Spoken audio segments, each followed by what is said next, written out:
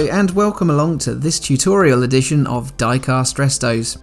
I'm Jason and I've been restoring and occasionally customising diecast models since 2019. Today I'll be taking you through the steps needed to do it for yourself using my methods. For this I'll be revisiting a popular casting, Matchbox's 9F Ford Escort RS2000. The mainline white Escorts came adorned with blue and yellow labels like this, so that's exactly how I'll be restoring this example today. Here's a real Escort RS2000. So to do this yourself, you'll need a few tools. A drill and a 5mm bit, a precision flathead screwdriver, a 1.5mm drill bit, an M2 screw tap, wire brushes, a paint pen, preferably chrome, and a precision Phillips head screwdriver. You'll also need paints. Automotive types are fine. For polishing transparencies, I use Polywatch scratch remover teamed with wood floor polish. And for paint removal, I choose to use caustic soda pearls, but there are many other types that work just as well. The first thing that you'll need to do is remove the burr from the rivet post ends holding the casting body and base together.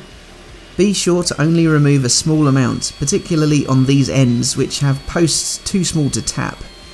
If you have any difficulty, use a precision flathead screwdriver to separate the body and base. All castings differ in how the wheels are secured.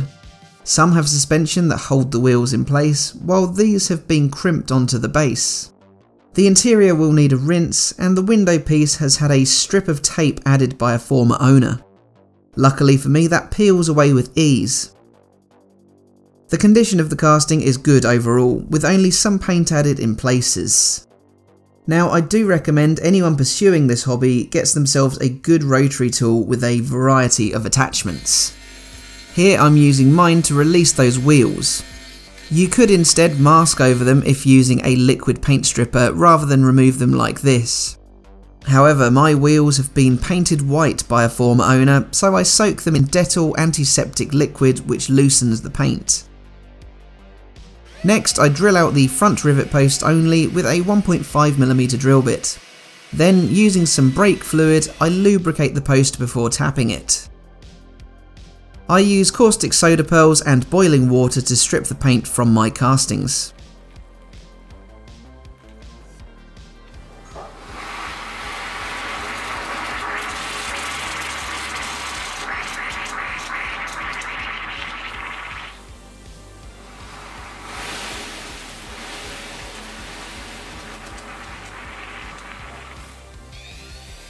Again, using my rotary tool, I use wire brush attachments to remove any leftover flecks of paint from the casting. The main purpose of this is to rough up the surface of the casting, ready for it to accept a coat of primer. You can also achieve this using a hand brush instead of a rotary attachment. Now in my videos, I usually cover the history of the casting and the real vehicle.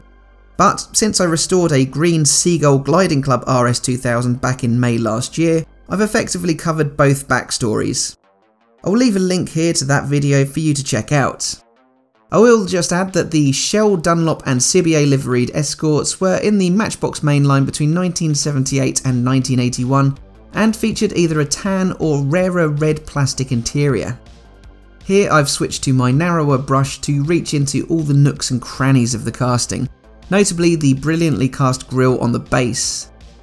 Unfortunately, I had a bit of a camera hiccup on applying the primer to the body, but I did capture the base. I've never used anything but Tamiya primers. The fine surface primer in light grey is perfect in my opinion. It really captures the finer details that would likely be covered with denser or automotive primers. You can see just how well it picks out the lettering on those registration plates. You can certainly get away with using automotive paints though. Highcoat's Gloss White has been a staple of mine for some time, and I've now adopted their Gloss Black too. These basic colours offer greater value for money to me, while equally producing brilliant results. The white in my opinion is vastly better than any Tamiya white paints. I will need to wait and see with the black as to whether it trumps Tamiya's TS14 black, seeing as this is its first outing for me. Next, I fish out the wheels from the Dettol and can easily scrape away the paint using some handy dental tools. This solution in the background is simply warm water with washing up liquid. I use this and my wife's toothbrush to wash away the years of grime and dirt. I borrowed this tip from Marty of Marty's Matchbox Makeovers. All of the plastic parts are rinsed before they have any further treatment. Once cleaned, the wheels are washed in Citadel Gloss Nuln Oil to revitalise them as they were looking a bit dull. While that dries, I fetch Polywatch Scratch Remover. This gently polishes the window transparency, removing any of the fine scratches across its surface. I just use a piece of kitchen towel to rub it in. After that, it gets dunked in the wood floor polish to make it pop. I know several people who use Clear Pledge for this part. For the clear coat phase, I again turn to High Coat and their clear lacquer to seal in the 2 coats of colour that I have applied. To restore the wheel foil, I apply liquid chrome paint from a Molotow chrome pen 2mm in size. Here are the reproduction stickers I sourced for this restoration. I will leave a link to the source of these in the description below. I openly admit I'm not a huge fan of stickers, though the quality of these are outstanding. With waterslide decals, which many Matchbox reproductions utilise, you are able to correct your mistakes with relative ease. However, with stickers, you really only have one opportunity to get it right. My efforts here are far from perfect. That said, so are many models that left Lesney's factory when new. I clip the wheels back into the retainers on the base and then we're ready to reassemble. Here are all of the parts that make up the Escort. I place in the transparency first of all, which sits quite loosely in the cabin. Following that is the tan plastic interior piece. Lastly, the base pushes over and clips onto the narrow rear rivet posts, while the front can be connected with my screw of choice, a 3mm M2 laptop screw. Okay, so this is how my Matchbox 9F Ford Escort RS2000 looked to start. Someone hadn't given it too bad a job painting in the taillights, plus they'd given it white wheels and a decent looking sunstrip.